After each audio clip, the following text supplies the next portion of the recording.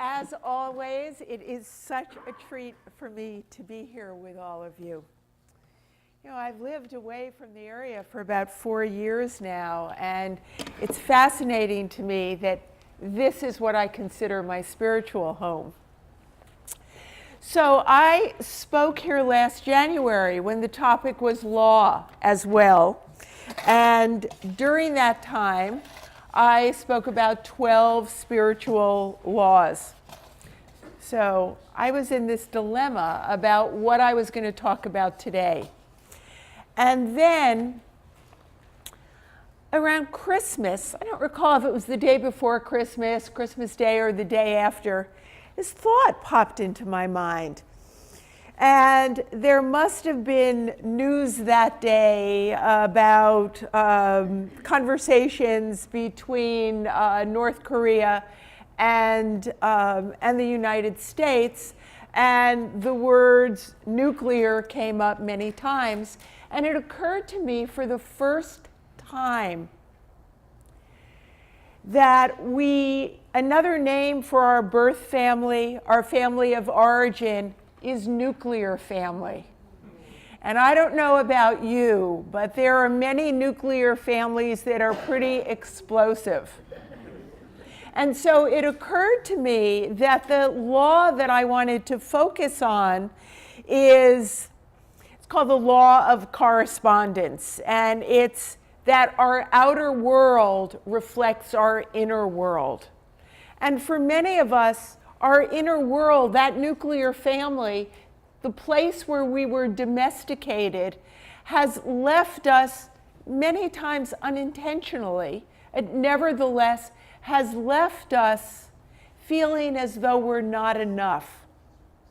And we take that I'm not enoughness out and then very easily see it in the world. Somebody cuts in front of us online at the supermarket, and we feel victimized. And so what came to me is I really want to focus on as above, so below. And as we were meditating, what occurred to me is that my vision of God when I was growing up was one of up there, of that was the above. That was where heaven was. And in these decades, as I've explored my own spirituality, I now experience God all around me, before me, behind me, above me, below me, on each side of me. And I also experience God in the expression that each one of us is. So that above notion of God, the loving energy of the universe, all that is, that was far away from me for so long, now I see truly resides within me. And so what I'd like to do during the time that I have to speak today is to share with you some of the as above, so below. But truly what it is as within, so without. Which in New Thought terms is our thoughts become our reality. What we dwell on, what we focus our attention on is what we experience. And I'm going to share a very personal story with you. I sold my house out here in October. From the time I was a child, I made an unconscious decision that I would be the smart one in my family. My sister would be the pretty one, the thin one, and have a lot of boyfriends. I would be the fat one, the not pretty one, and not have a lot of boyfriends. So as I got ready to sell my house, a house which I haven't lived in for 5 years, and I've had things packed in for 13 years, I came across all these picture albums. And while I did not get totally drenched in memory lane so that the work wasn't done, I started going through some picture albums from the time I was a child, a teenager, a young adult, midlife, and now an elder. And what I noticed was I was thin. I was pretty. And I did have boyfriends.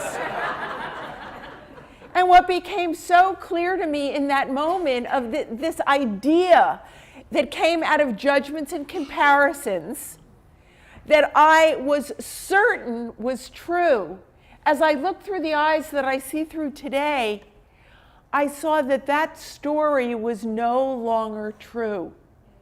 So the law of correspondence, as within, so without, really calls on each of us to take a look at what our thoughts are.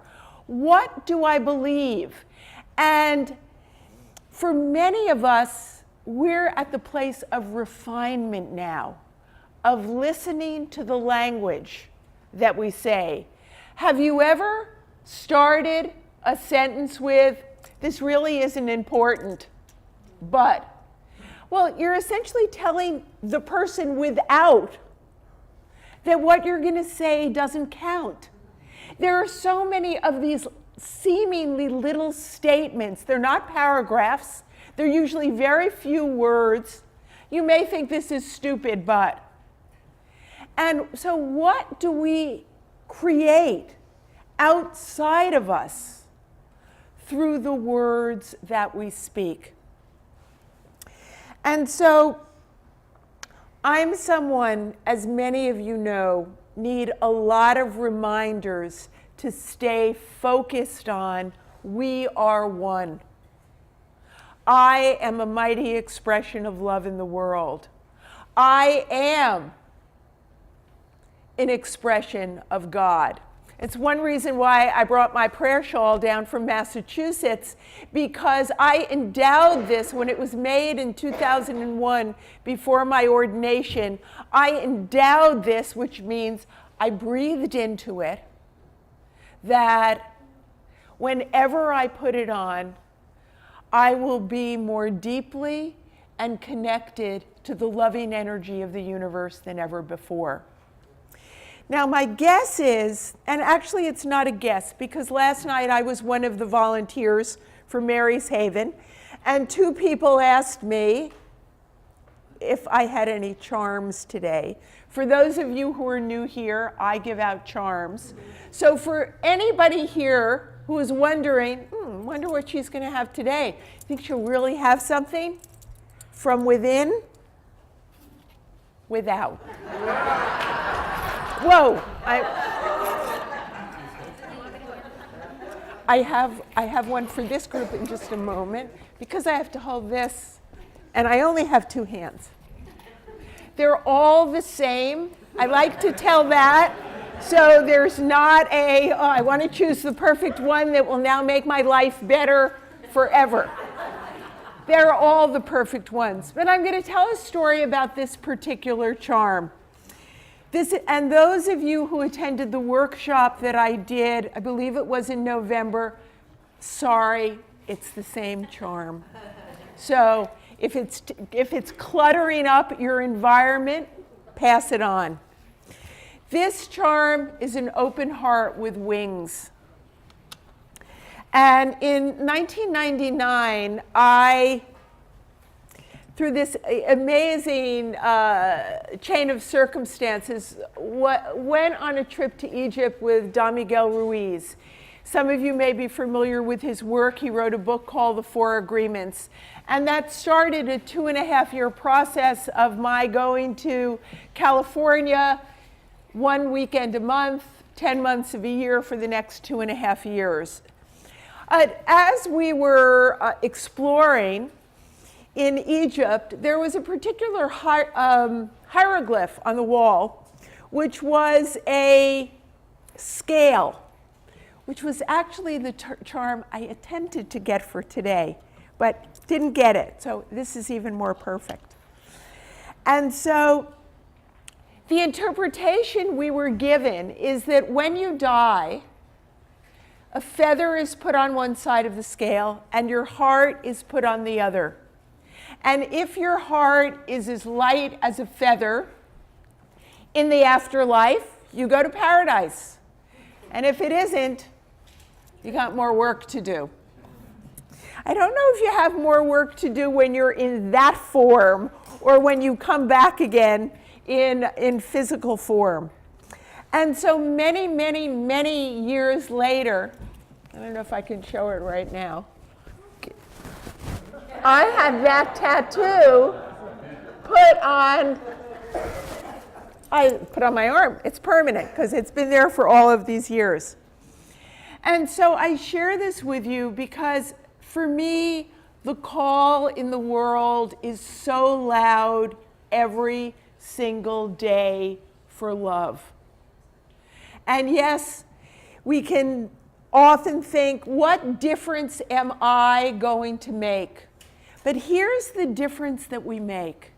If you can imagine that with each in-breath, it is the loving energy of the universe, God, Goddess, that is breathing us, that is an expression of our connection with all that is, and that with each exhale, we offer our unique energetic signature to the greater field of life.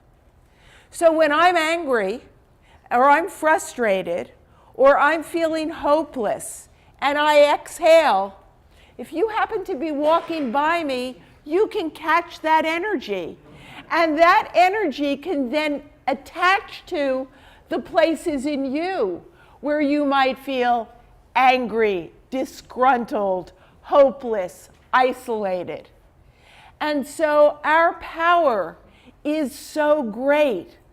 What happens then if I'm centered and loving, if I truly trust that each and every one of us is a mighty expression of love? Some of us have forgotten.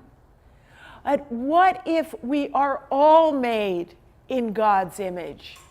And that the people who are feeling at a loss, angry, seem to be taking things out on me, if I can have compassion rather than taking it personally, do you believe that that has an impact?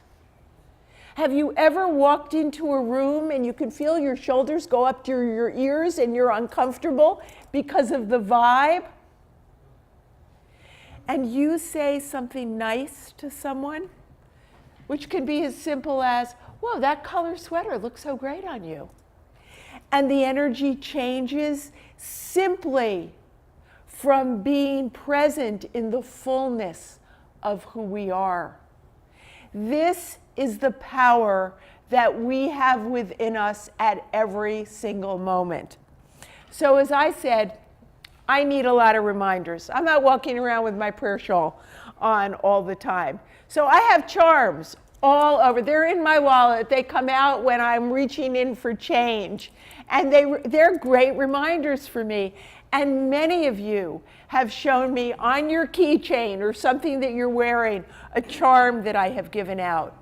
So what I'd like to take a few minutes to do today is to endow your open hearts, your enlightened hearts, because an open heart allows the light to come in as well as our light to go out.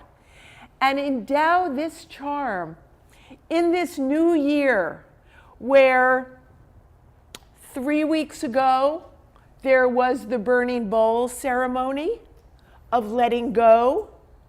I would imagine then the next week there was the ceremony, which was last week, of giving voice to, taking a stand for, writing, R-I-G-H-T-I-N-G, writing what it is that you choose to step into.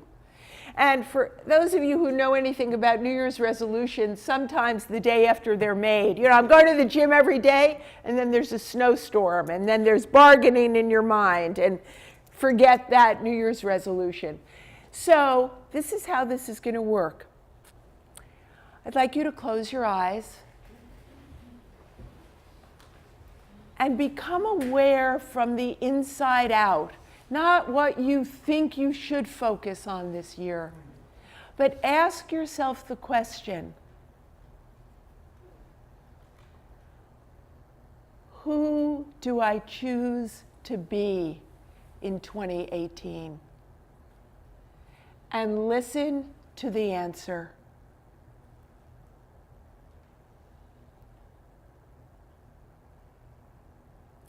And when the answer is clear in your mind, you can either do this part with your eyes open or your eyes closed. Breathe that quality into your charm. Fill your charm with the quality of being you now commit to expressing in 2018 and beyond.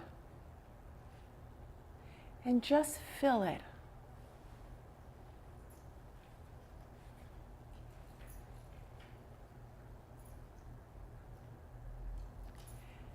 And when you've done that, thank your charm for being a reminder for you that whenever you see it or think of it or something reminds you of it, that you commit to in that moment being that quality in whatever way it might look at that particular time.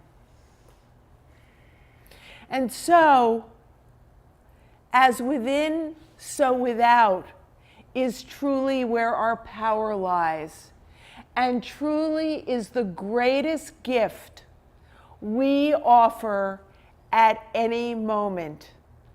And none of us know which one of us is going to be the tipping point for a more peaceful, more loving world where we truly know, K-N-O-W, that we are one, and that can be O-N-E as well as W-O-N.